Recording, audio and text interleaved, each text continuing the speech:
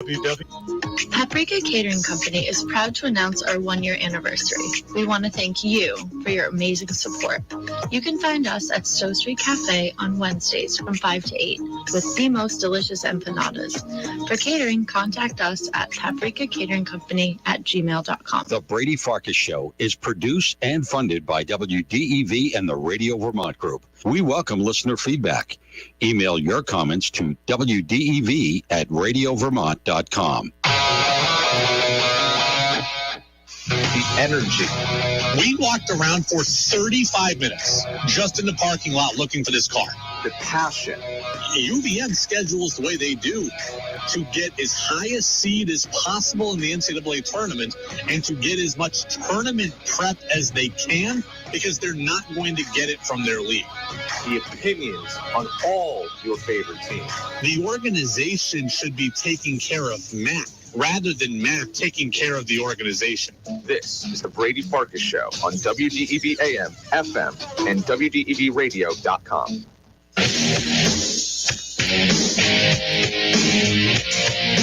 What's up, everybody? Brady Farkas Show right here on WDEV AM and FM and WDEVradio.com. Full show today, all 90 minutes on this Thursday. Then we lead up to Game 5 of the World Series with the series now tied at 2 games apiece. Historic day yesterday. The first World Series no-hitter since 1956. It was a combined no-hitter. Game started by Christian Javier and 3 others helped complete it. So first no-hitter since Don Larson's perfect game back in 1956. If you are a fan of baseball and a fan of its history, then yesterday was for you. Buster Olney is going to join us today as he does every Thursday. He'll be with us a little later again today. He'll be with us at 6:10. We'll do your NFL team in 3 words or less. We'll tell you what happened with UVM Hoops yesterday against Middlebury and some Celtics news I want to get to as well. You can get in, as always, on the Napa-Morrisville, Napa-Waterbury text line. That's 802-585-3026. It's your locally owned Napa stores in Waterbury and Morrisville. You can also watch the show every day on Facebook Live, YouTube Live, and on my Twitter account as well. 5, 4, 3, 2, 1. And here we go. The opening thoughts on the Brady Farkas Show are brought to you by Sticks and Stuff and by Swanton Lumber. They are Vermont's most complete locally owned home center with locations in Enosburg, Derby, Middlesex, St. Albans, and at Swanton Lumber. They're online at sticksandstuff.com. I got to tell you, look, I hate the Astros. You all know that, right? And I hate the Astros because they beat the Mariners. That's why. And because they beat the Red Sox last year. It's not because of sign stealing. But I cannot stand the Astros. So it is hard for me to give the Astros praise. But despite that, I am very, very happy for Christian Vasquez. Very happy for Christian Vasquez because Vasquez was the catcher last night for the Astros who caught that combined no-hitter. And I am thrilled for him. The pitchers deservedly get the glory in no-hitters, right? Christian Javier and Abreu and Montero and Ryan Presley at the end. Of course, they deserve it.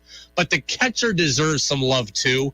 And Vasquez did a great, great job navigating that staff last night. Christian Javier early didn't have pinpoint control. I think he walked the leadoff guy on 4 pitches to start an inning. He walked Bryce Harper. So there was some uncertainty there, at least at the beginning of the game. He hadn't pitched in over a week. I think October 22nd was the last time that we saw him. So Christian Vasquez deserves a lot of credit for navigating Javier, especially early on in that game. Especially early on. And I'm very, very happy for Vasquez because this, you know it has. It has been a tough year for the former Red Sox catcher. The Red Sox were obviously underwhelming, and that's frustrating for him, underachieving a year after going to the ALCS, thinking you're this close to the World Series in Boston. You just weren't. So that's frustrating and tough for him to deal with. Then he was traded from the only organization he's ever known when I'm sure he didn't want to. I'm sure, like other Red Sox veterans, he wanted the Red Sox to go more in on their team and not subtract from it, and he was one of the subtractions from that roster. You have your trade play out on national television. Remember, he was traded from the Red Sox to the Astros in a game that was on ESPN between the Red Sox and Astros. So there's the video out there of him talking to Red Sox media, finding out that he's been traded. That's tough to deal with. And then you go to Houston, and it hasn't been easy either for him. He's played only 35 games in Houston. He's got only 4 extra base hits. He's barely played in the playoffs. He's in a contract year, and I'm sure his value has been impacted by not playing a lot and by not playing well and not putting up consistent numbers. So none of this about this year, I'm sure, has been easy for him.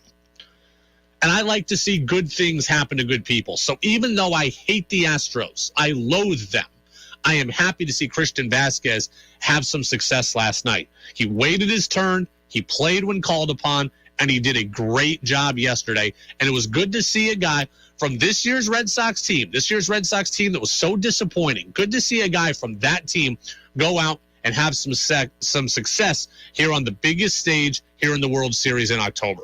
It's very, very rare to catch a World Series no-hitter. It hasn't happened in more than 60 years. So Vasquez joined some history yesterday, and I'm happy for him because I'm sure this has been a mentally trying last few months. And I know the chance to play for a ring can alleviate some of the things that I'm talking about, but still, it's got to be a system shock to go from being the everyday guy in Boston, a guy who's relied on in Boston, a guy who is, one of the 10 main pillars of your offense in Boston, to going and never playing in Houston. 35 games.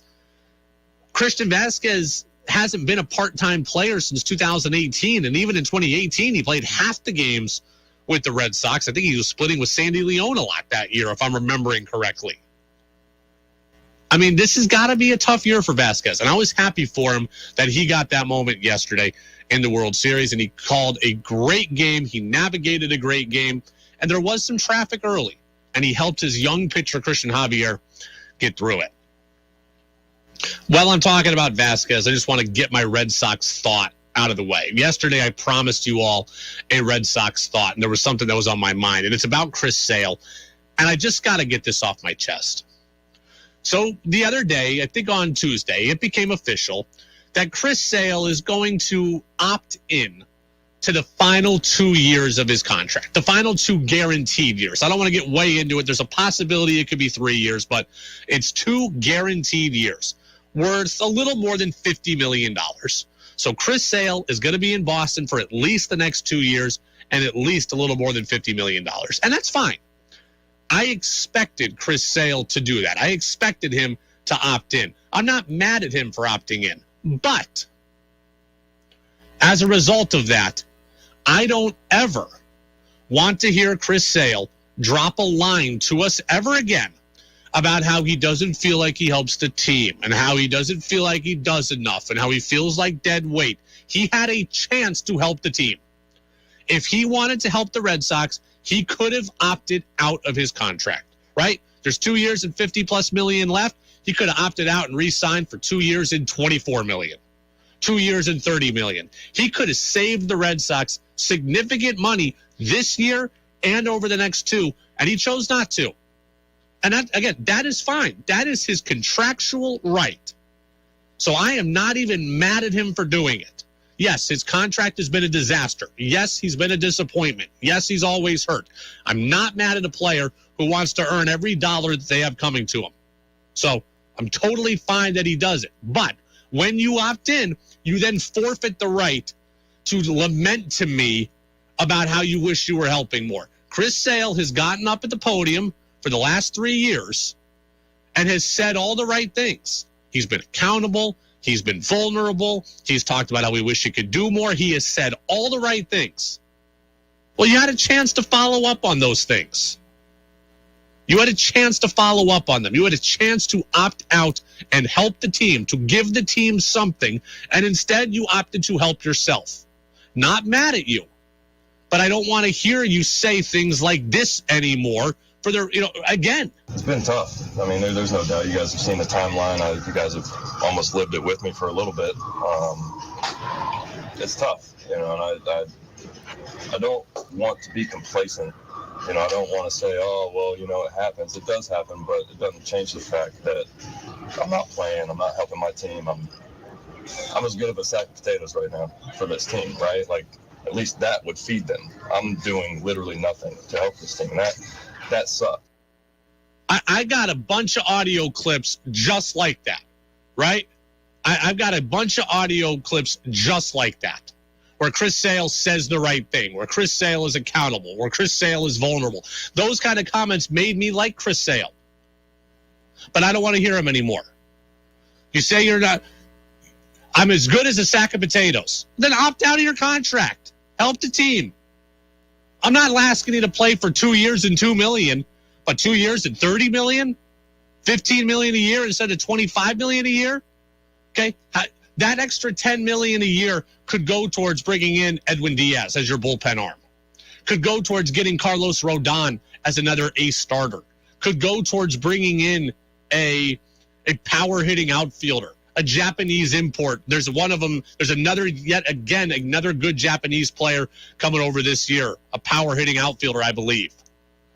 That $10 million a year could have really helped accomplish that, but you didn't do it.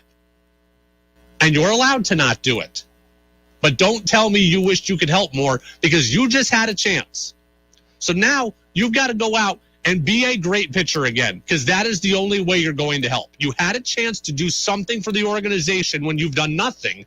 Now the only thing you can do is go out and be a great pitcher. And the odds of that are not particularly good right now. Could it happen? Sure. Will it happen? The evidence over the last 3 years tell me it's unlikely. The evidence tells me that it's unlikely. A text on the Napa-Morrisville, Napa-Waterbury text line. Bill in East Berlin.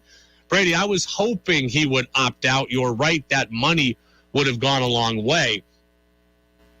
Yeah, well, hey, we can all hope he was opting out. He was never going to.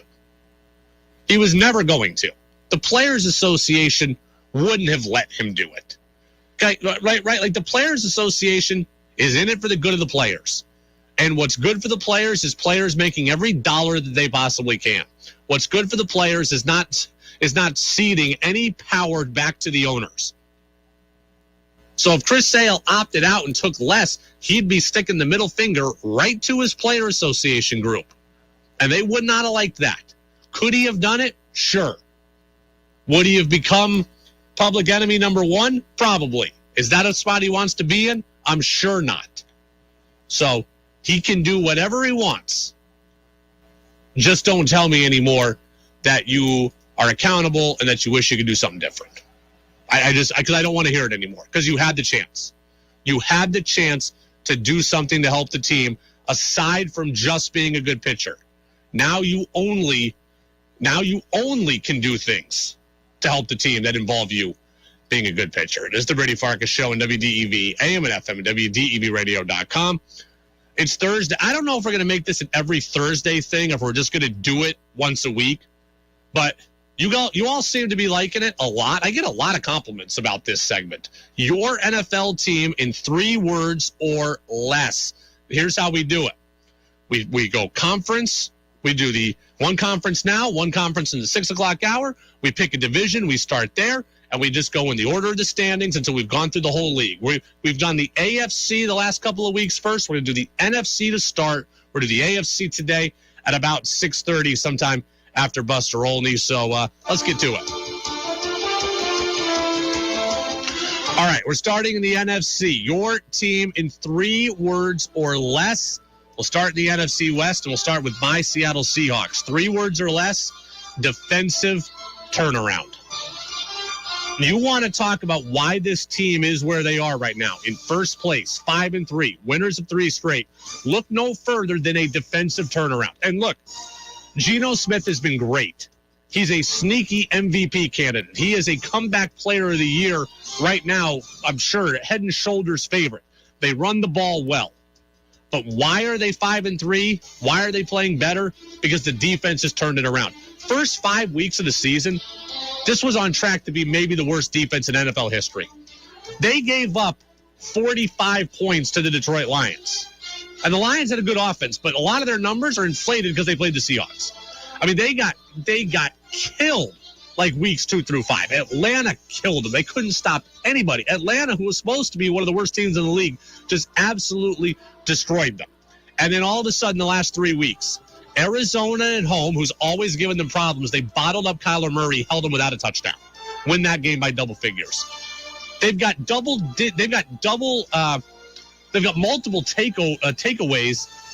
I believe in 7 of their 8 games. They've got maybe the defensive rookie of the year in Tariq Woolen right now. They are starting to piece this together defensively. So defensive turnaround, those are the 3 words on the Seahawks. They turned Justin Herbert over a couple of times. They forced multiple fumbles last week against the Giants. They bottled up Saquon Barkley, who had less than 60 yards rushing. I mean, I never would have seen this performance coming. Now, they're going to play Arizona in a division game this week at their place with DeAndre Hopkins. That's going to be another really good test for this defense. They're 5-3. I don't expect them to stay in first place, but they are far better than I thought they were. And I thought they were going to be a team that could score a little bit, but couldn't stop anybody. And now they're doing both. So the Seahawks are more than just a good story. At this point, they are a good team. Do I think they're first place good? No. But defensively, they figured it out like they have the last 3 weeks. They just might be able to make some noise along the way. 3 words or less, San Francisco 49ers. Lurking around corner. I don't believe the Seahawks are capable of winning the division. I do believe the Niners are capable of winning the division. They had dealt with so many injuries already this year. They're getting healthier. They just rolled the Rams in their ballpark, 31-14 or 34-14. They beat the doors off the world champions, and they're getting better, right? They're getting better. Christian McCaffrey, I know it's a big if, but if he can stay healthy, he adds another level of dynamicness to an already dynamic group. Deebo Samuel didn't even play last week. Deebo Samuel, Christian McCaffrey, George Kittle, take care of the ball, Jimmy Garoppolo, and will maul people defensively up front. That's a pretty good combination for this team. McCaffrey became just the 4th player since 1970 to record a rushing touchdown, a receiving touchdown, and a passing touchdown in the same game. I think he's the first since LaDainian Tomlinson in 2005. McCaffrey had 94 rush yards, 55 receiving yards, 34 passing yards. He did it all. They can do it all. They're going to see Seattle one more time. Now, they have a harder schedule than Seattle does the rest of the way, but they've already beaten Seattle 27-7 this year. They're going to see them up in Seattle later in the season, but I got to imagine the Niners are going to go in as the better team in that matchup. And yeah, they beat the Rams by 17, 31-14 in their place. Number 3 in the NFC West, the Los Angeles Rams. McVay almost done? Question mark. Sean McVay is maybe my favorite coach in the NFL. I can't quit him, right? He's good looking. He's won a Super Bowl. He's an offensive genius. Yeah, I know he can't beat Kyle Shanahan in the regular season, but McVay is a guy who I absolutely love. And the rumors are out there that he is not long for this job. Okay, the Rams are 3-4. Albert Breer, the Monday morning quarterback, yesterday said that Sean McVay's future is tied to the Rams' core players. Well, Aaron Donald's over 30. Jalen Ramsey is getting there. Matt Stafford is in his mid to late 30s. Cooper Kupp is younger, but now has experienced some injuries. Those 4 guys are who McVay has hitched his wagon to. Look, he's young. He's good looking. He's won a Super Bowl. He's not going to need the money.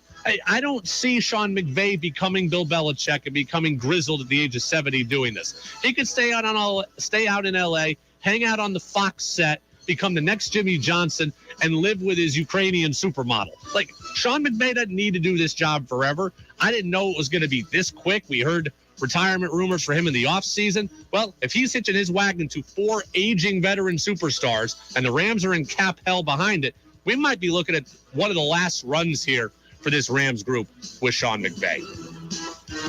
4th place, last place, NFC West, Arizona Cardinals. 3 words. It's on Hopkins.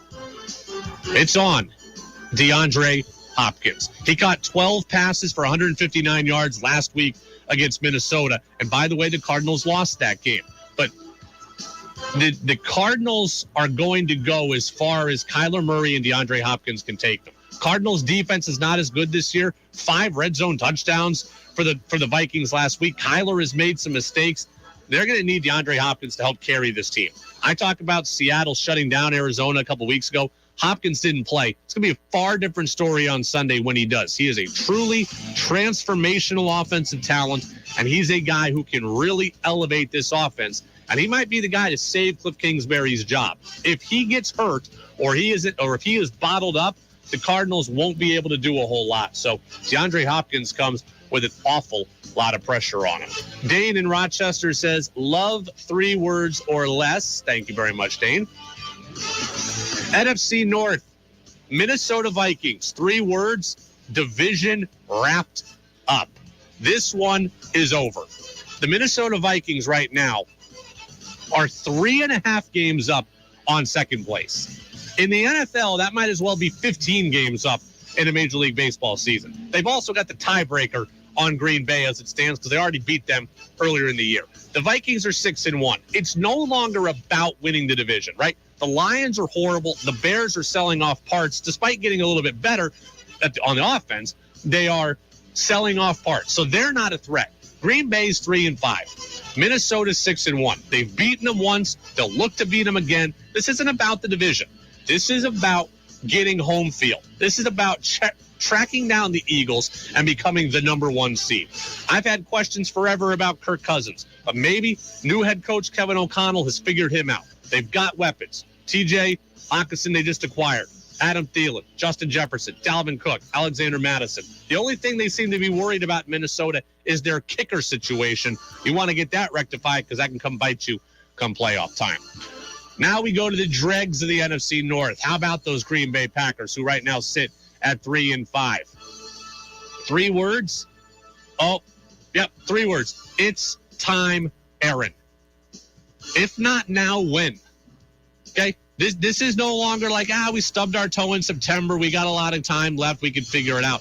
You are 3-5. You are in a surprising battle for the playoffs, for playoff positioning.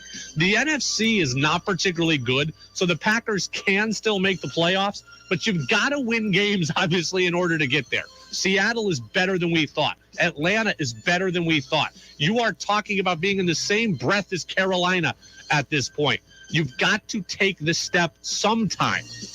Aaron Rodgers, it is on you. The organization traded Devontae Adams. The organization didn't help out at the trade deadline. This is on our superstar quarterback. You've got to be able to do it. It's a pretty good Packers defense. You've got to be able to take care of the ball. You've got to be able to score points. Aaron Rodgers, it is on you. Chicago Bears, they come in now at 3-5. Also, they're in 3rd place. 3 words, Justin Fields development. That is what their season is about. They traded Robert Quinn. They traded away Roquan Smith. They'd like to win games, right? Everybody would like to win games. But really, the Bears' season is about Justin Fields. We saw him on Monday night carve up the Patriots, both as a passer to a degree and mainly as a runner on designed runs. He scored 29 points on the Dallas Cowboys last week. Bears lost the game. That's the most points the Cowboys have given up all year in 29. Okay, the Fields is getting better as a runner. He's making better decisions as a passer. It was his highest career passer rating at 120, had a rushing touchdown, and they just got him Chase Claypool, the best wide receiver in the Pittsburgh Steelers. So he's now going to have a guy to throw to. Darnell Mooney, Chase Claypool, Cole Kmet, a good running game. There's now an infrastructure around Justin Fields. Not a great offensive line, but there's an infrastructure around him. The whole rest of the season is about him. Last place, NFC North, Detroit Lions. 3 words, sad. I only need 1. I feel genuinely bad for the Lions, for their fans, and for Dan Campbell. Nobody could figure it out, right? Jim Caldwell had a couple of 9-7 teams there and made the playoffs, so I understand that it has been done before, but the Lions are a laughingstock once again, and they shouldn't be. Last year, they played hard, lost close, and that was enough. This year, they're supposed to be better. This year, they are better, and they can't finish, right? They nearly blew a big lead to Washington in the one game that they won. They scored 45 and lost to Seattle because they gave up 48. They were up 14-0 on Miami, a team that might go to the playoffs last week and ended up losing. They've been held scoreless in the second half the last 3 weeks, 48-0. They've been outscored. It's just sad. And for another year, when the Lions play on Thanksgiving, we're going to have to see internet tough guys say, I wish the Lions wouldn't have to play on Thanksgiving anymore. I feel bad for them, man. As a Seattle Mariners fan who knows nothing but heartache in my fandom, I feel bad for Lions fans that are subjected to this. Because here you are, you have a good offense. You have a likable head coach, and you're 1-6, and you're in last place, and the season's over again before November, and you're going nowhere. You're thinking about a top 5 draft pick. That's frustrating. NFC South, Atlanta Falcons, 3 words or less. Simply put, good for them. Falcons were expected to be one of the teams maybe picking number 1 in the draft. Here they are. They're 4-4. Good for Arthur Smith, who may be coach of the year. Good for Marcus Mariota, who's trying to battle with Geno to be comeback player of the year. They've done it largely without Kyle Pitts. They've won a couple games without Cordero Patterson. Good for them. Are they playoff bound? Probably not, but good for them. Carolina Panthers, 3 words, self-inflicted wounds. The Panthers would be in first place if not for what they did last week. Eddie Pinheiro, their kicker, missed an extra point at the end of regulation and a field goal in overtime. Both would have given the Panthers the win. DJ Moore, wide receiver, took a brutal 15-yard penalty, which made the 1 extra point 48 yards instead of 33. The Panthers are also not good. But with P.J. Walker, they're playing hard. They traded away a bunch of players, too. They're building for the future. They had a chance to be in first place. The reason they're not, self-inflicted wounds. Tampa Bay Buccaneers. The Bucs right now with Tommy are struggling at 3-5. Although I had my standings wrong there. The Panthers are in last. I read them second. My mistake. The Bucs are in second at 3-5, and I'm all screwed up there. Yeah, the Panthers are in last. Bucs 3-5. 3 words. Tom bounces back. I really think Tom Brady is going to start playing well. I don't know about the rest of his team, but I think he's really going to play well. I can't imagine at least, the personal grief that he's gone through, the personal hell over the last couple of months trying to save his marriage. And I think a lot of that is self-inflicted, but now that it's over, there's nothing left to focus on but football. And for better or worse, Tom Brady is going to give all his energy to this sport. I wish he wouldn't. I wish he would have saved his marriage and been more than football, but football is going to get his attention now. They're 3-5. I think they're getting ready to go on a run. Saints are also 3-5. I look at them and I say, underwhelming, but hope. Saints have dealt with a lot of injuries. They're 3-5. Their starting quarterback's out. Michael Thomas probably isn't going to play the rest of the year. But Alvin Kamara is getting going, right? He was great last week against the Raiders. The defense surrendered less than 200 yards against Vegas, and they pitched a shutout for just the 4th time since 2000. They're 3-5. But that's only 1 game back in the lackluster NFC South. All right, NFC East. Philadelphia Eagles. 2 words. Can't coast. You're 7-0. You look like the best team in the conference, but you've got Dallas right on your tail as they come in right now at 6-2, a game and a half back plus the tiebreaker, and you've got the Vikings at 6-1. You cannot afford to coast here if you're the Eagles. They'll play on Thursday Night Football tonight against the hapless Texans. They should be 8-0 by the end of the night. Dallas Cowboys 6-2. 3 words, Tony Pollard season. It's been probably a year and a half or so that people really thought that Pollard was the better running back in Dallas, not Ezekiel Elliott. Now I think we're all seeing it.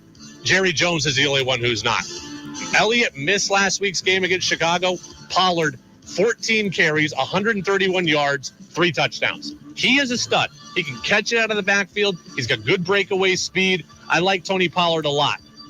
Maybe, I don't know, I'm not sure he could supplant Zeke because the owner loves him so much and paid him so much, but he should be a bigger part of Mike McCarthy's offense. New York Giants, they are 6-2. My words for them, wake up call. They went to Seattle 3,000 miles away, played a fairly good team in the Seahawks, and they got it handed to them a bit. They committed multiple turnovers. They couldn't run the ball. They're not good enough to overcome that. Adoree Jackson made a couple of nice plays on defense, but by and large, the Giants, while they were in the game, they played hard too. It never really felt like they were able to get in control of it. If they can't run it and they're going to turn it over, life is hard for Daniel Jones and company. And finally, Washington Commanders, who have won a couple of games now. They're 4-4. They're in last place.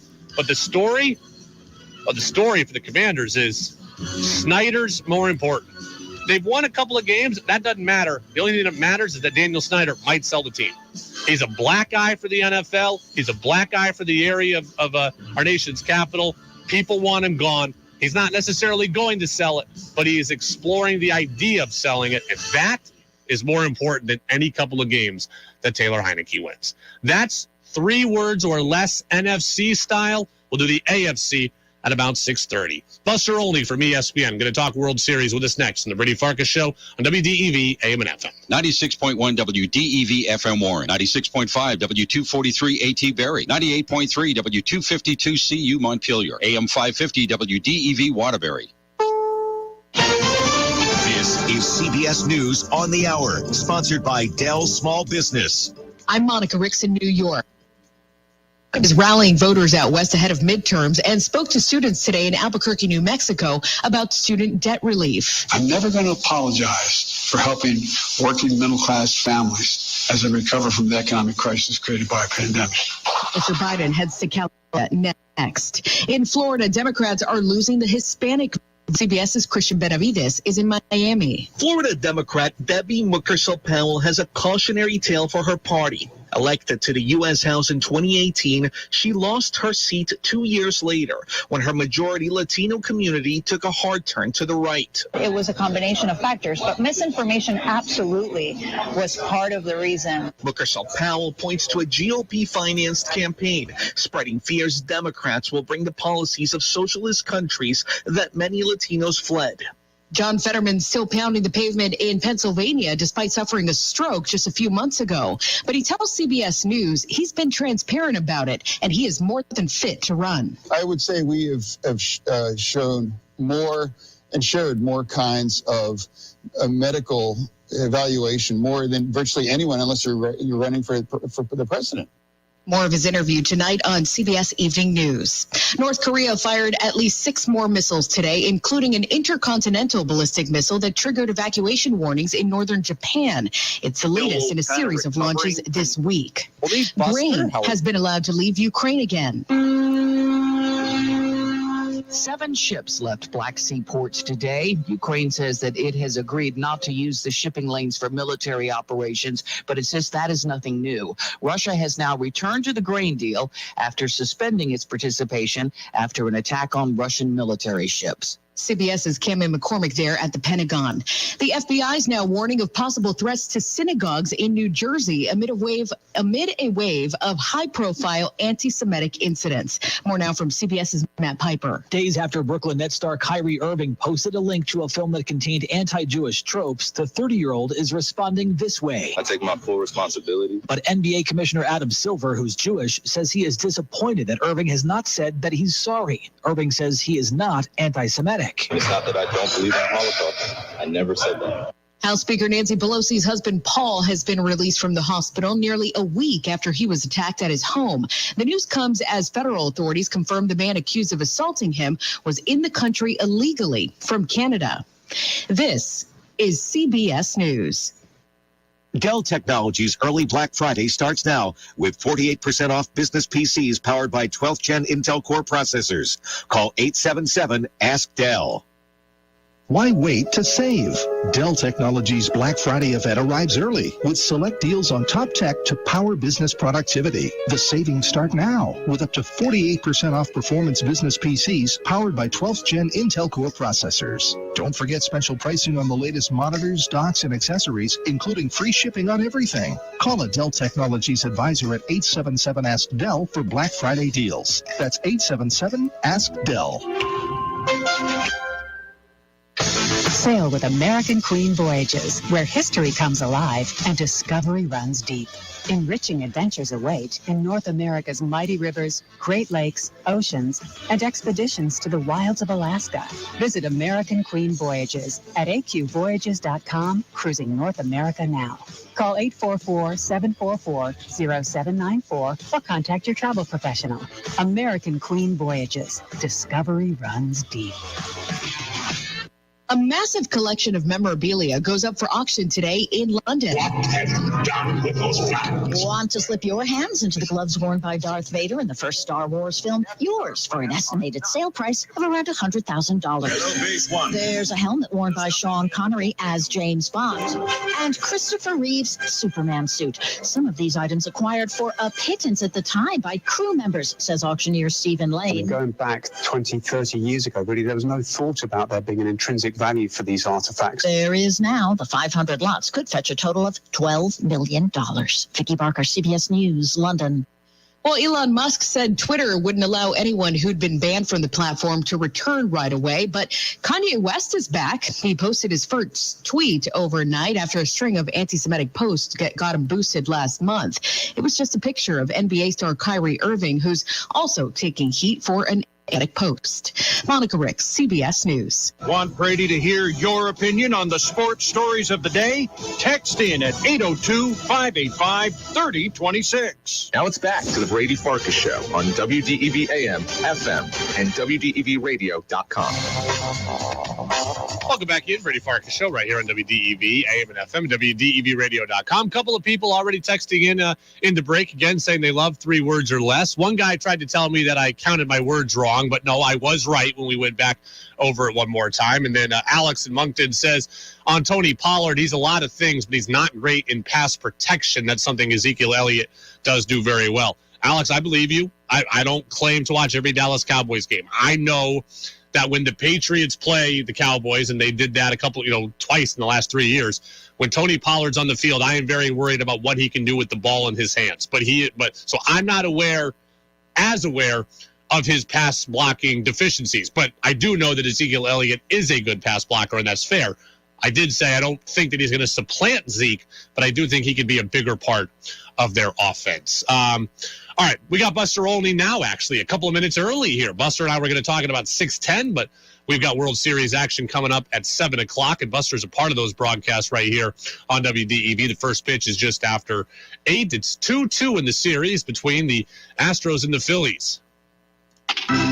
All the insight into everything going on in baseball. It's time for our weekly conversation with ESPN baseball insider and Vermont native, Buster Olney. I'm just about ready to bet the family farm in Vermont. On the Brady Farkas Show on WDEV AM, FM, and WDEVradio.com. All right, we do want to welcome in Buster Olney. Now, Buster, I know, is very, very busy, but last night, a historic game for the first World Series no-hitter in 56 years. It's not every day you get to see that, Buster. Thanks for being with us. How are you?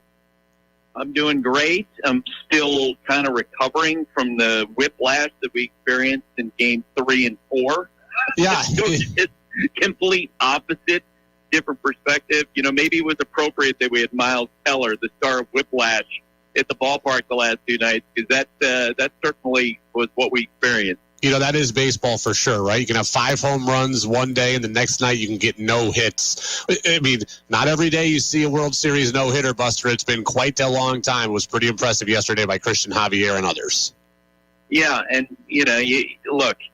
throwing a one pitcher throwing a no-hitter for 9 innings is apples and oranges compared to what we saw last night, where Christian Javier was dominant for 6 innings and 3 relievers followed. But the more that I thought about it and sort of what it all meant, and trying to put it in perspective, this is where I landed, that from the first inning to the 9th inning, one team's domination of another's lineup was never greater than what I saw yesterday.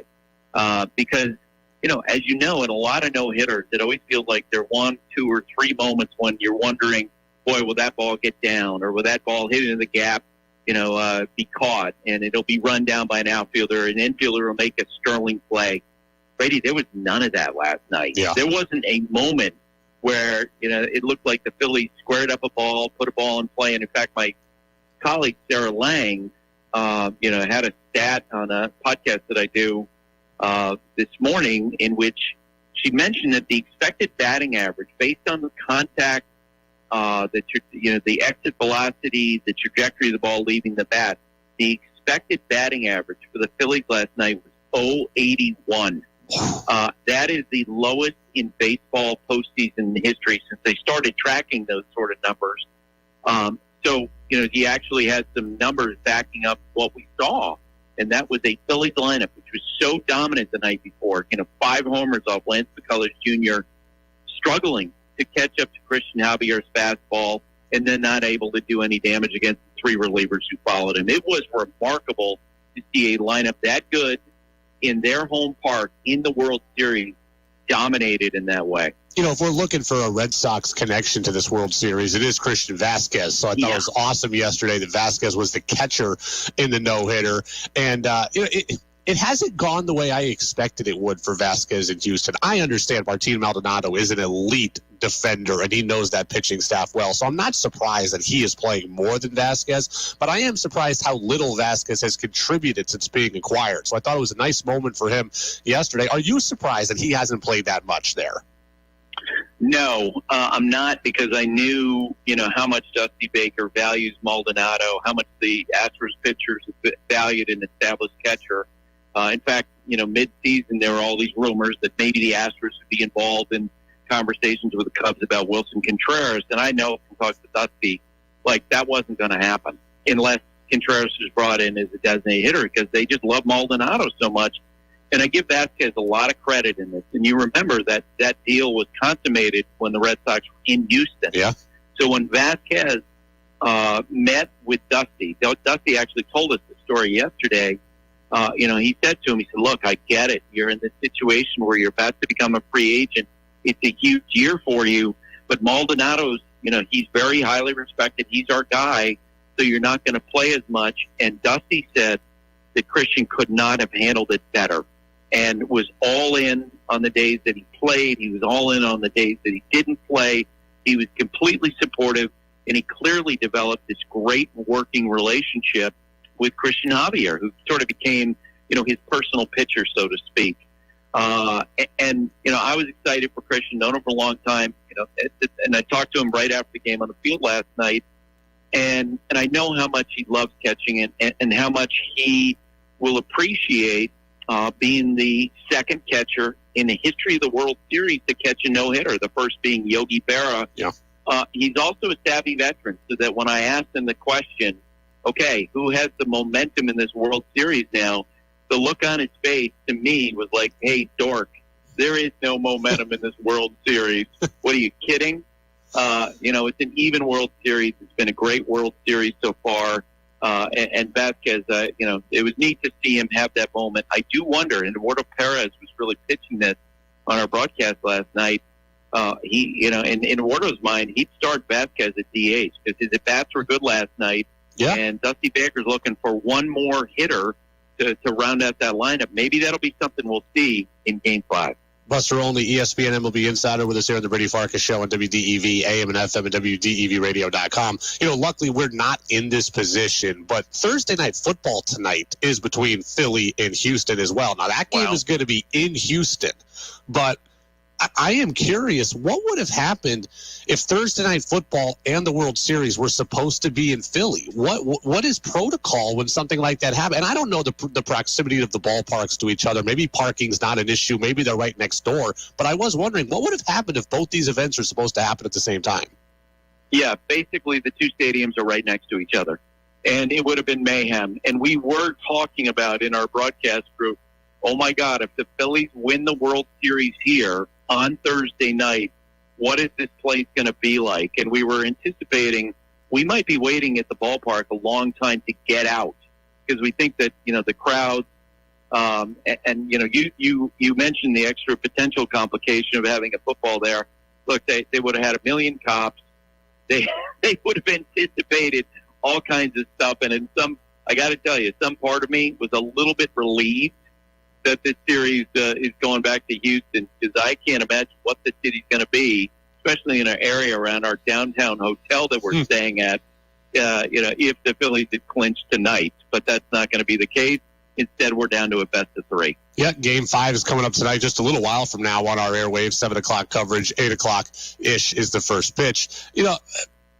Buster, I don't like watching Lance McCullers pitch, and I don't mean that I don't think Lance McCullers is good. I think he's phenomenal.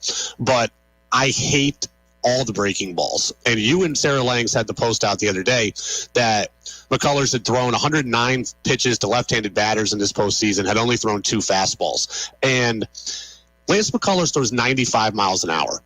He's not some soft tosser who's throwing 86. I don't understand why he's not trusted to throw his fastball. And for a guy who's missed all of 2019 with arm issues and most of 2022 with arm issues, I got to wonder if he's okay pitching this way. I don't know if he's mad, but I'm mad for him. And I am curious about whether or not he'll change to some degree as we move forward. You know, as I was sort of processing what he did in Game 3, giving up all those home runs, I thought, because everyone was talking about pitch tipping and he did something with his glove, his leg. I'm like, no, if the hitter knows that he's definitely going to throw off-speed stuff, breaking balls, and they're all within the same range of like 82 to 89 miles an hour, no pitch tipping is really needed to some degree, especially as David Robertson pointed out to conversation yesterday, and he was talking about the focus in the scouting in the postseason. He said it's completely different. It's totally different. He became, Lance McCullers Jr. in that context became almost like an offensive coordinator in football who was only running the ball. And when you're playing, the worst team in the league or one of the worst teams in the league, you can do that if you have, an elite running back, or if you're Lance McCullers, you have elite breaking stuff. But when you're in the postseason, and you're facing a great lineup like the Phillies have, you can't just be only running the ball. There has to be some variation. And I do wonder if we see Lance McCullers in this series again, if you see him throw more fastballs. But I got to tell you, I don't think we're going to see him again, based on what we saw last night. Let me get you out of here on a Red Sox topic here. It became official the other day. Alex Spear of the Boston Globe reported that Chris Sale is opting in, unsurprisingly, to the final years of his contract. It's 2 years guaranteed, $50+ million. There's a third-year vesting option, which he could still hit, but with the way things have gone, he likely won't. So it's 2 to possibly 3 years. Chris Sale's always said, I wish I could do more. I feel bad not being there for the team. Well, I don't want to hear that anymore. You had a chance to opt out. I understand the Players Association wouldn't like it. I understand that your agent wouldn't like it, but you had a chance to help the team, and you didn't. Yeah, I mean, this is one of those moments where it really, at heart, comes down to a business, right? Mm-hmm. It's very rare that we've seen a player look at it as anything other than a business in terms of when we get down to contracts, especially this size. And we'll tell you that the union does put pressure on players when it comes to maximizing their value, maxing out, how much money they get. I've heard stories from players about, contract negotiations, and they thought they were going to sign something, and instead they get feedback from the union, no, you can't sign this contract. So Chris Sale does have an obligation to his peers to handle it in a professional way. But, you and I expected the same outcome here, that, someone who basically hasn't been available to the Red Sox for just about all this contract was going to go for the most money, and that's what he did. And I actually think that Chris Sale is being a good team guy, but I also think that going into next year, he's got something to prove to the organization, because I think there are people within the organization who are not thrilled with him. Plus, we'll get you out of here on what's a prediction for tonight, what's a prediction for the rest of the series, because when we speak next week, it's going to be the off-season. Have you not learned, my predictions so far this off-season are so bad, okay? I had the Blue Jays winning the World Series before the year started. I had the Braves winning the World Series as the playoffs started. I had the Astros winning in 6 as the World Series started. But I would have failed on that so fast after what we saw from the Phillies in Game 3. And then last night I was scurrying back to my Astros in 6 prediction. I will say this. Tonight, I think there's more pressure on Justin Verlander than any player on the field, because he's a future Hall of Famer. He's got a lot of legacy riding on the line. I suspect that based on what we saw from Christian Javier last night, that the Astros staff is going to tell him, look, just throw your fastball up and away, up and away, up and away, over and over and over again. And if it means you pitch 4 innings, if it means you go 1 time or 2 times through the lineup, so be it. But we can't throw breaking balls to this lineup because they just kill it. Verlander 0-6 in his World Series career with an ERA of nearly 7, I believe. So shocking for somebody who is that good.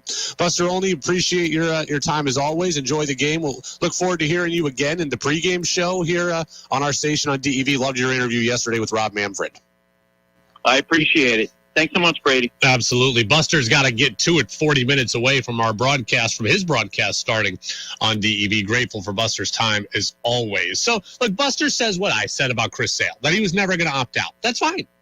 That's fine. That's his right. The Players Association, his agent, no one was going to let him. But like I said, I just don't want to hear any more from him about how he feels bad for not helping the team. That's it. Okay, I don't care that he took the money. It's his right. He should do it. Just don't tell me you wished you could help, because you had a chance to help and you didn't. And what a stat, by the way, that Buster dropped. I made a note of it to myself right from the beginning of the interview, that yesterday's Phillies expected batting average was 081. I mean, that is truly total dominance from the Astros pitching staff. That is part of the reason why I like the Astros in this series from the start. I mean, I love their offense, and I don't know what's happened to Yordan Alvarez at this point, but I love their offense. Okay, Altuve's gotten it going. Bregman's gotten it going. He's been great. Yuli Gurriel has 47 at-bats without a strikeout in this postseason. That's incredible. For as much as people strike out in baseball, Gurriel's got nearly 50 at-bats without one single K. That's amazing. Kyle Tucker just owns Aaron Nola, has homered off Luis Castillo in this series. Like, the Astros offense is great, but the pitching I thought was going to be a major separator for them. They're just deeper. I mean, Christian Javier was the fourth starter for the Astros, and he took out the Phillies' number one. And now it's a total mismatch in Verlander versus Noah Syndergaard. But I agree with Buster that the pressure on Syndergaard, or on Verlander, is absolutely immense tonight. 0-6 in his World Series career. We've spent, ever since I got into this business, we've spent so much time focusing on Clayton Kershaw and David Price's postseason struggles. I don't know why Justin Verlander's been let off the hook. Because at least I've let him off the hook. I didn't even know he was 0-6 until they flashed up the stat yesterday.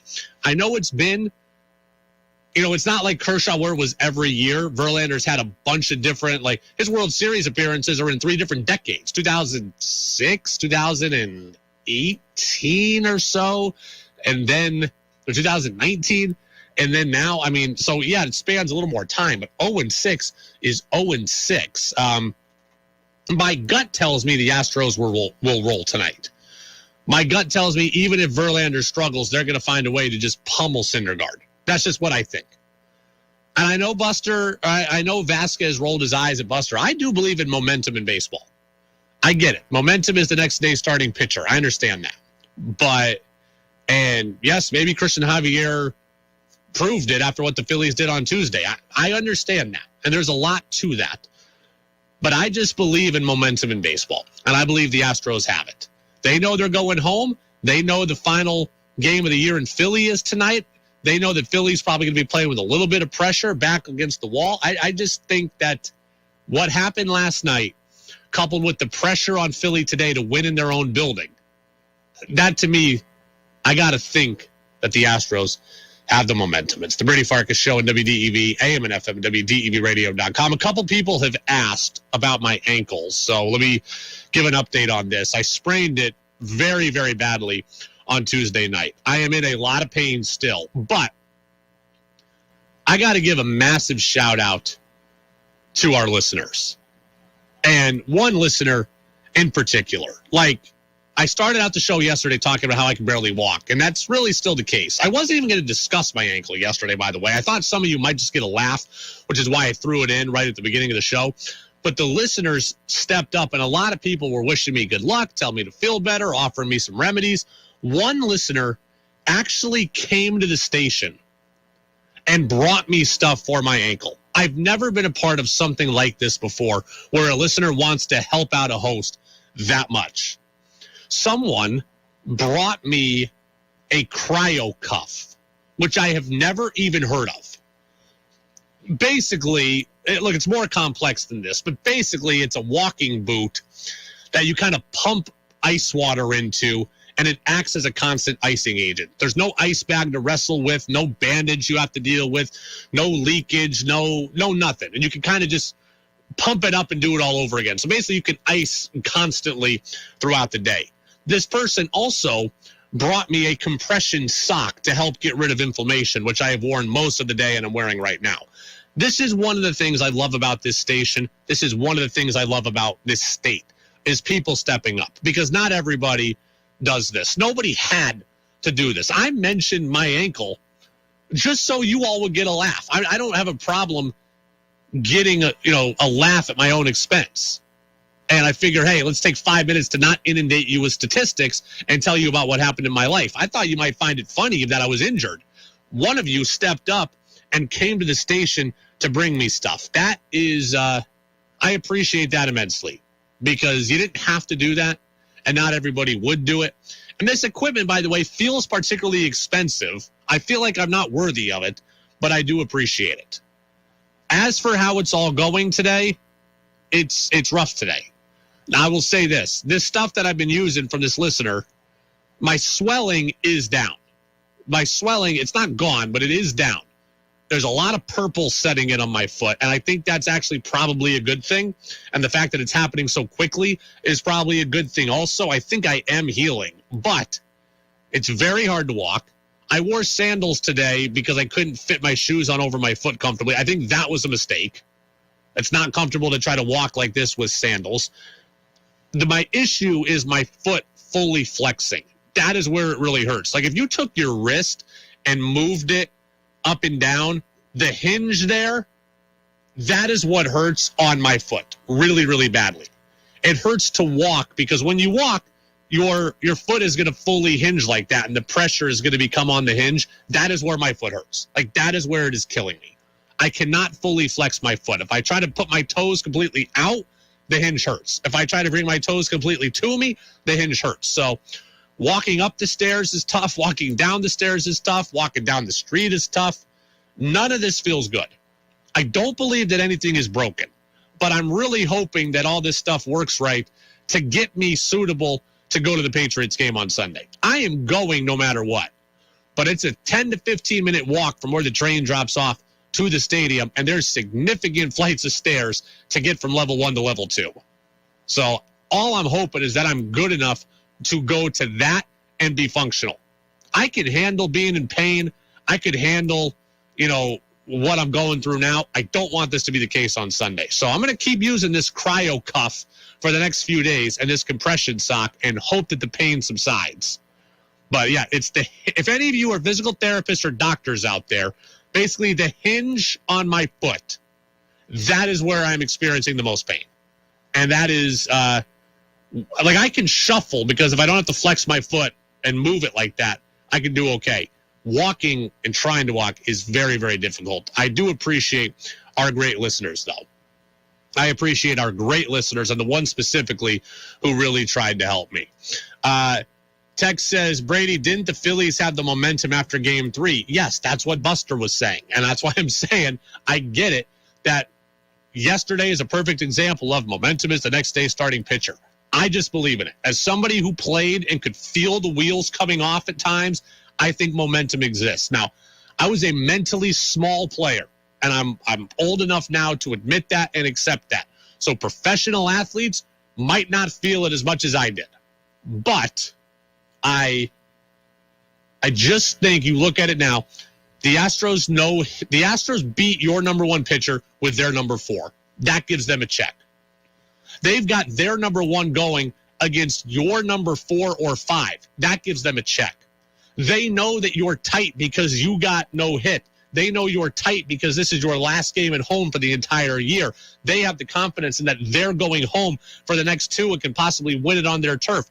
I just think the Astros have the momentum. That I do believe in momentum in baseball. A lot of people don't. I don't think there's no right answer to it. That's why it's an ongoing debate. That's just what side of it I am on. Texter says, Brady, good for the listener. You have to pay it forward now. That's true. If I ever get a cryo cuff, I will gladly give it to one of you out there. Someone says, Brady, not to take advantage of your situation, but how about we play hopscotch for money? I can only go right-footed. That's all. Right-footed hopscotch, I'll still dominate. It's the Brady Farkas Show on WDEV, AM and FM, WDEVradio.com. A little UVM hoops update from last night. And your team in 3 words or less, AFC style. That comes up next on DEV. Mammograms do not prevent breast cancer, but they save lives by finding it early. Hi, I'm Dr. Sarah Waterman Manning, a general surgeon at Copley Hospital. In addition to offering general surgery care, I have a special interest in women's breast health. Mammograms are an important screening. They can save lives by finding breast cancer in its earliest stages, often when most treatable. Stage 1 breast cancer has a 99.1% survival rate. Guidelines now suggest women get their first mammogram at age 40. However, if you have a family history of breast cancer or other certain cancers, your practitioner will recommend screening at an earlier age. Thanks to you, we will soon be able to perform stereotactic biopsies and breast MRI right here at Copley, in addition to our current mammography and breast ultrasound programs. To learn more about mammograms and women's health at Copley, check out my blog at copleyvt.org. To schedule your mammogram, call Copley's Radiology Department at 802-888-8358.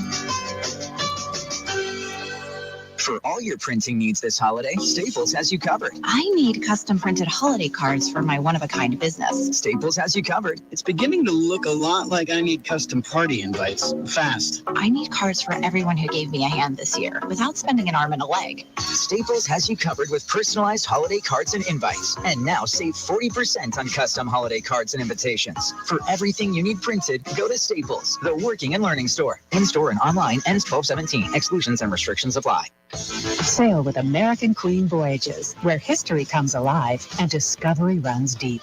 Enriching adventures await in North America's mighty rivers, Great Lakes, oceans, and expeditions to the wilds of Alaska. Visit American Queen Voyages at aqvoyages.com, cruising North America now. Call 844-744-0794 or contact your travel professional. American Queen Voyages. Discovery runs deep. My whole identity had been wrapped up in being a soldier. To have that so violently ripped from me when I was wounded, I was lost for a very long time. When Wounded Warrior Project came into my life, being around the other warriors, people that had similar experiences that I did, it was a game changer for me.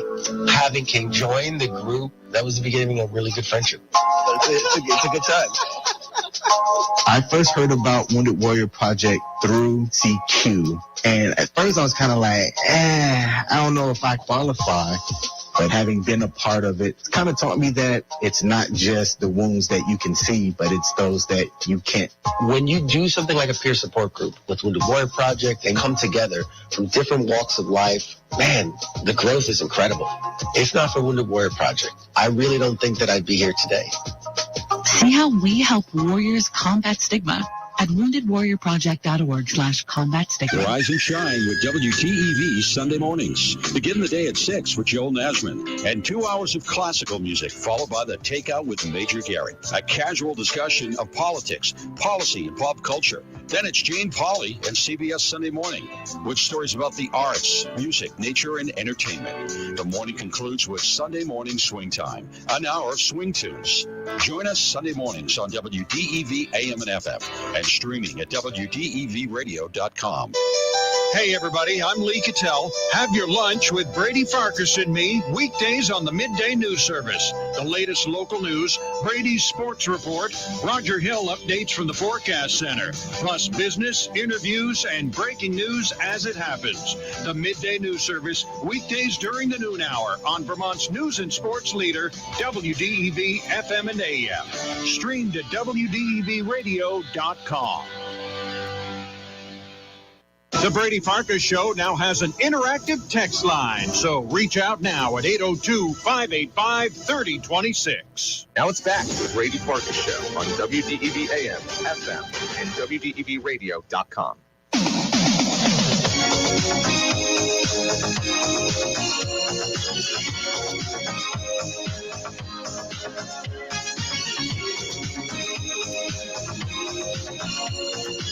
Welcome back in, Brady Farkas Show right here on WDEV, AM and FM, WDEVradio.com. We'll do your team in 3 words or less, AFC style, in about 5 minutes, but I want to give you the Final breakdown on UVM and Middlebury last night. The final tune-up for the Catamounts as they get ready for Monday's opener against Brown.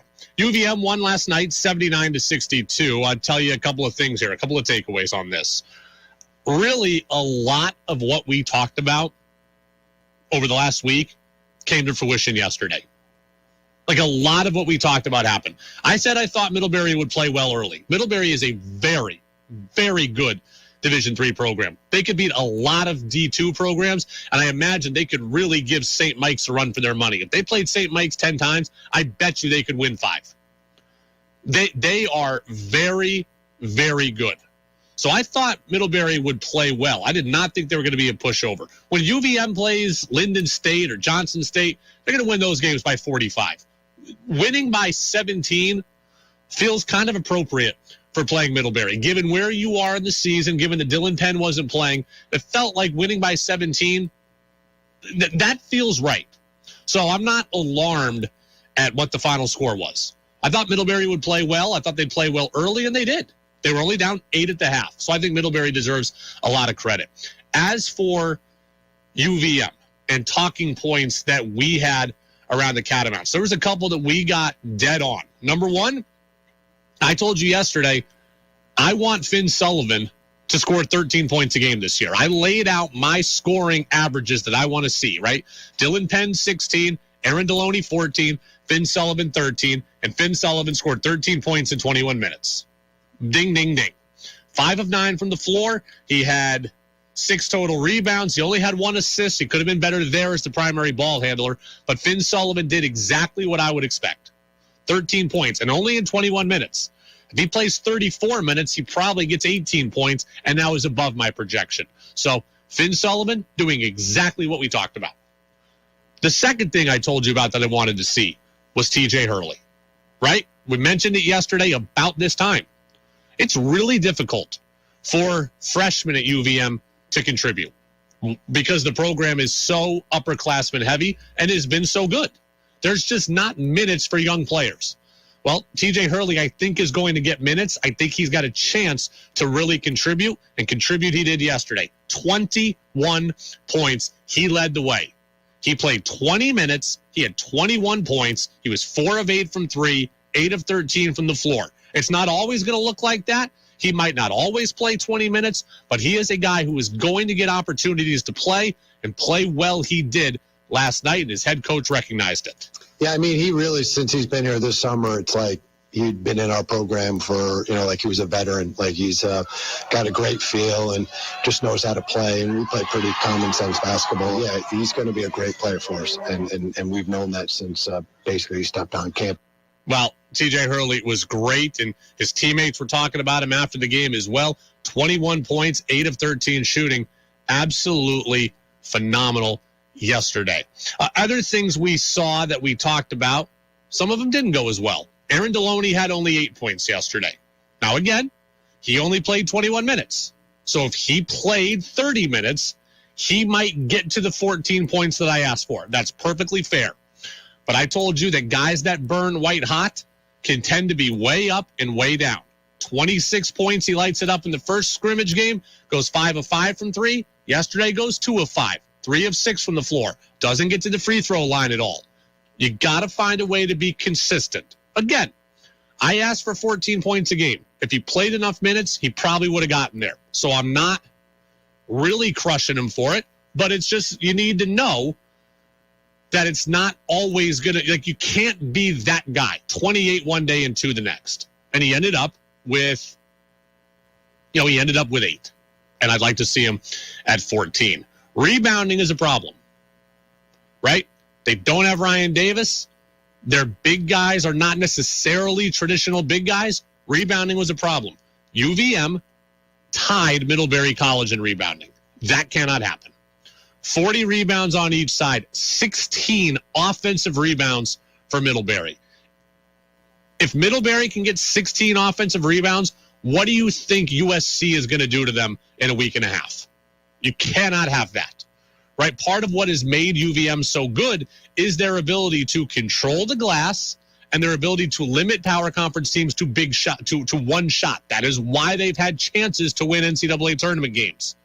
You don't give yourself a chance when you are allowing 16 offensive rebounds. That turns into points, and that turns into fouls, and that's what happened yesterday. Nick Fiorillo only was able to play 16 minutes, had 4 fouls. As a result, was unproductive offensively, had just 4 points, 1 for 5 from the floor. That's not good. When you don't rebound, all of those other things happen. Cannot happen. Elsewhere, things we talked about, Cam Gibson struggled again, 18 minutes, played 18 minutes, had just 3 points. You still want to see him get going. Was impressed with Perry Smith Jr. Perry Smith Jr., young big man, had 5 rebounds, had 10 points, was in double figures. That's not going to be a given every night, but as we talk about rebounding and big men and post play, both offensively and defensively, Perry Smith Jr. did a very nice job. Very nice job. Season opener is Monday. I'm pumped for it. I'm going to be there. I think a lot of you should be there as well. We're going to have Aaron Deloney on the show on Monday, I believe, to talk about the season ahead. And I'm looking forward to it because this is a different Catamount team. Nothing is a given with this group this year, but there's a lot of potential and a lot of opportunity.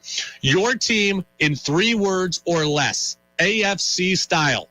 We'll do that on the other side of the break right here on Vermont's news station with a home for sports, WDEV. I'm State Senator Mark McDonald, and I'm running for re-election for Orange County's single seat in the state Senate. I spend months every year talking to my constituents at their front doors, kitchen tables, or at the supermarket, or other community meetings. I learn the issues they're most concerned about so I can better represent them. I'm a firm believer in meeting people on their own territory and taking whatever I learn back with me to the State House. Election day is coming up Tuesday, November 8th. I'd be grateful for your vote, both ready and eager to represent you again in Montpelier. Paid for by Mark McDonald for State Senate. Treasurer Rebecca Ramos. Do you want to learn more about the free market perspective on important public policy issues affecting you, your work, and your community? I'm Bill Sayre, and I hope you'll do so by joining me in conversation with Vermont opinion leaders as we discuss how best to make Vermont an ever better and more affordable place to live and work. Common Sense Radio with Bill Sayre, weekdays 11 till noon. Folks, to say the least, it's been a challenging year for consumers, not just on gas and groceries, but vehicles too. At Lamoille Valley Ford, that ends today. Tell them, kids. We have over 400 new vehicles either on the ground or in the pipeline, and we're ready to make deals. Right now, at Lamoille Valley Ford, we're taking $2,000 off MSRP on any in-stock Escape or Explorer. When you combine that huge Lamoille Valley Ford discount with factory incentives, returning lessees can take up to $3,000 off MSRP. That's right, that's $3,000 below MSRP. Also, qualified buyers can combine that with 3.9% financing. Or how about this smoke and lease deal? Right now, returning lessees can lease a brand new, fuel-efficient 22 Escape for just $299 per month with only $3,900 cash or trade due at signing. The best part is you don't have to wait 6 months for your vehicle to be ordered. These 400 available units are either in stock or arriving shortly. Woo! The bottom line is at Lamoille Valley Ford, we're not going to miss a deal. So drive Route 14, 15, or 16 to Hardwick and let Lamoille Valley Ford show you we know price matters. Whatever your preferred way to recreate is, Waterbury's got it. The award-winning bike trail networks have routes for everyone from beginners to experts, plus a pump track at Perry Hill to let you hone your skills. For hikers, Waterbury has easy access to some of Vermont's tallest peaks for panoramic views, or take a mellow meander along rivers and through forests to enjoy nature at a quieter pace.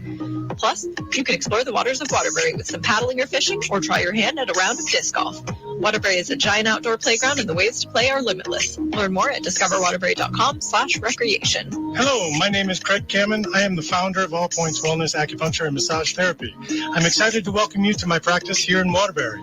Take a look at the services we offer and then book an appointment online at www.allpointswellness.com. Paprika Catering Company is proud to announce our 1-year anniversary. We want to thank you for your amazing support.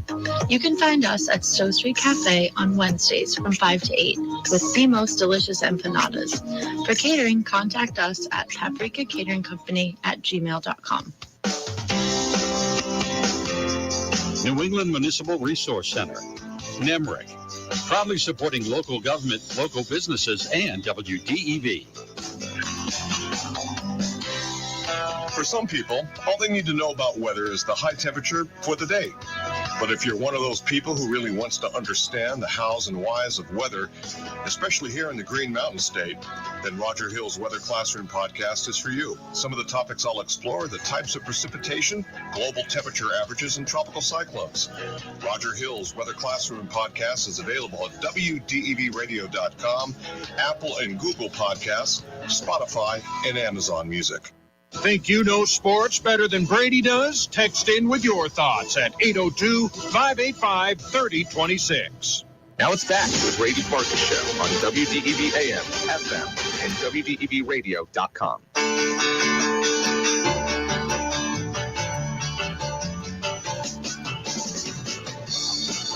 Welcome back in, Brady Farkas Show, right here on WDEV, AM and FM, and WDEVradio.com. World Series comes up 15 minutes from now. Game 5 between the Astros and the Phillies from Philly. Final game in Philadelphia for the season. And then the series shifts back to Houston, and we will close out the baseball season one way or the other. 2 games apiece on each side. Justin Verlander against Noah Syndergaard today is the pitching matchup. I had a lot of stuff I wanted to get to on the Celtics today, but I'm going to have to save some of that for tomorrow because we got to do your NFL team in 3 words or less, AFC style.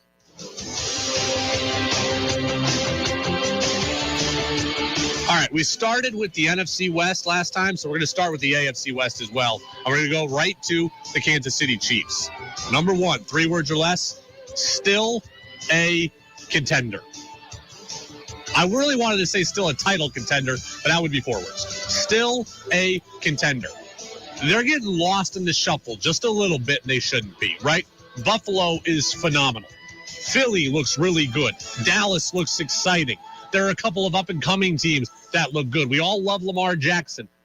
The Chiefs just feel like they're steady Eddie under the radar a little bit. They lost to Buffalo. So therefore, I understand why Buffalo's ahead of them. Patrick Mahomes is playing great. They're not having a problem replacing Tyreek Hill. They're going to get the Titans on prime time this weekend on Sunday Night Football, and maybe a chance to re-announce their presence to the rest of us who have kind of just let them, kind of taken them for granted. Don't sleep on the Kansas City Chiefs. LA Chargers. Hits keep coming. Hits keep coming.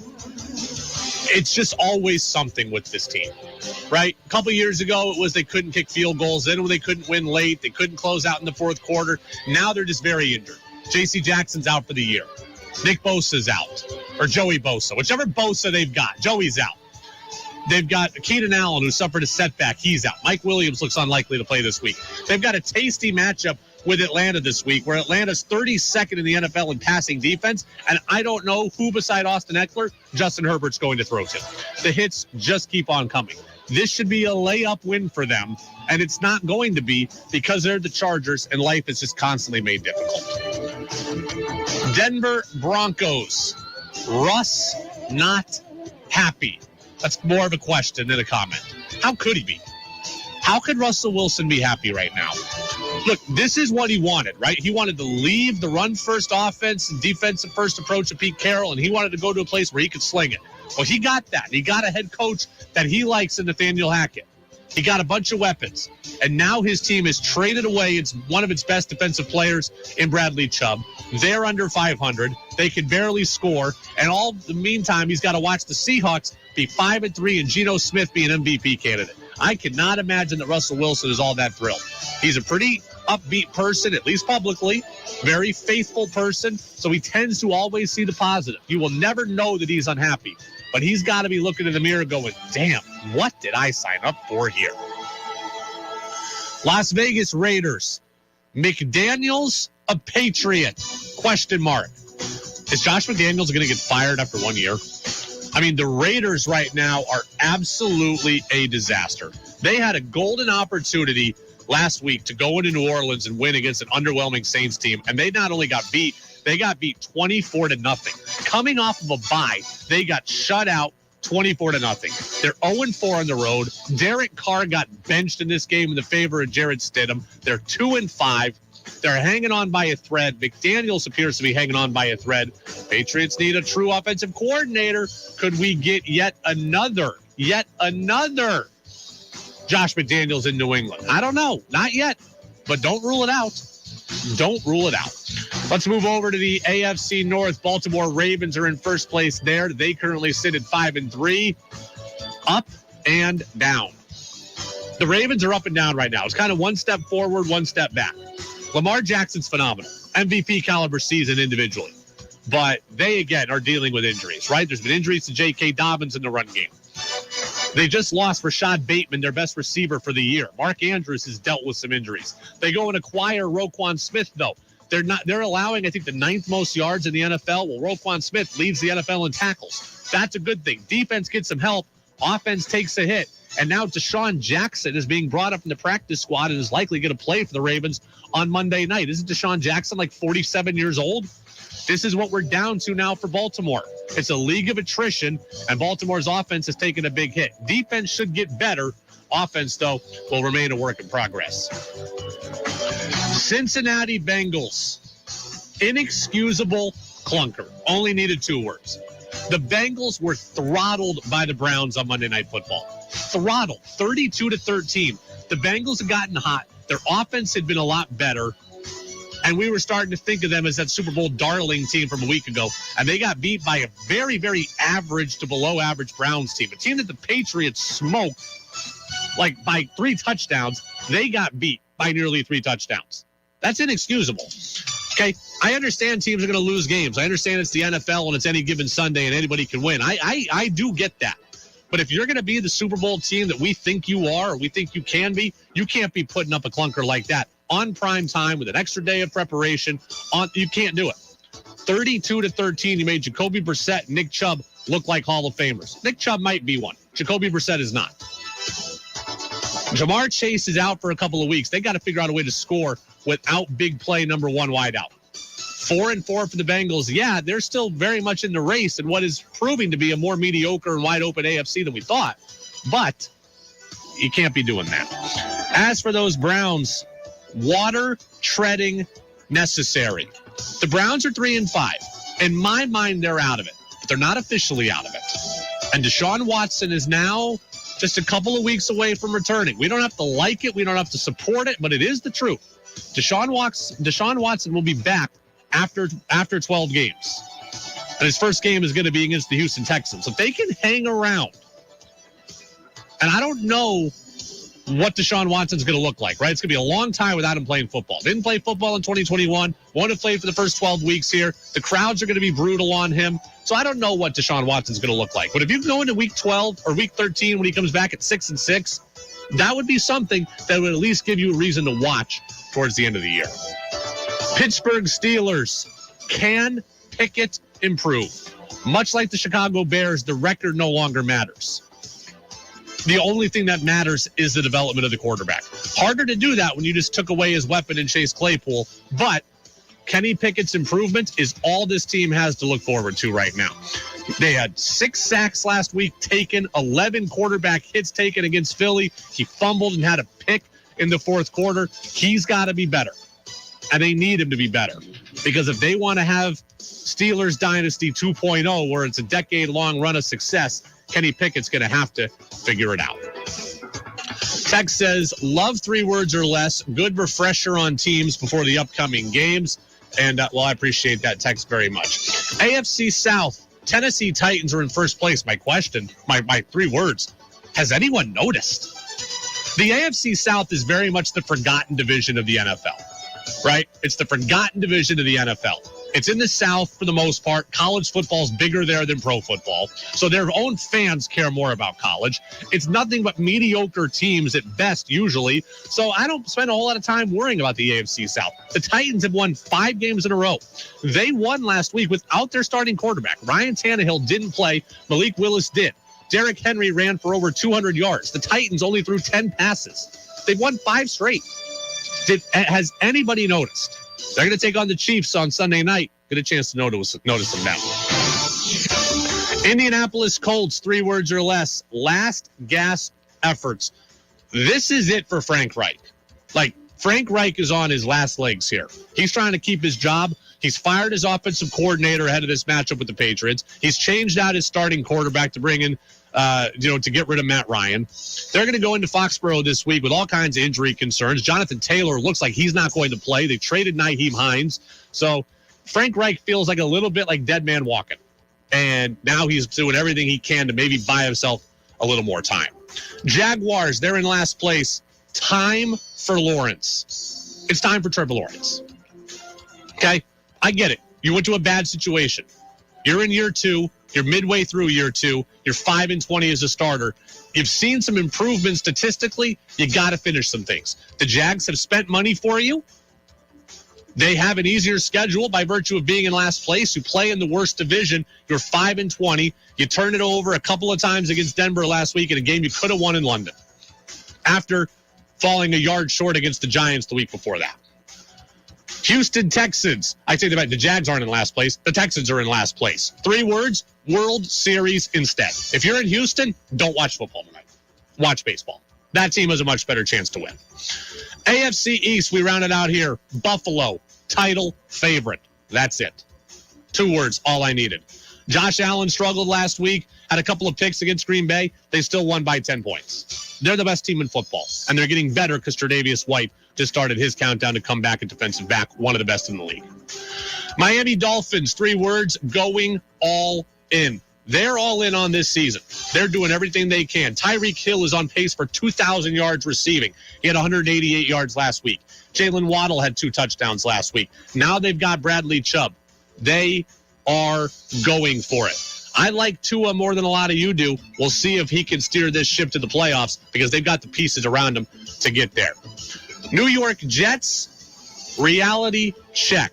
It's all fun and games when Brett Rippon is the quarterback on the other side. It's not fun and games when Bill Belichick is on the other side. Defense is still good. They've still got some nice playmakers, but life without Breece Hall, less Breece Hall and more Zach Wilson, not a good combination for the Jets. Reality check. Finally, Patriots, a good opportunity.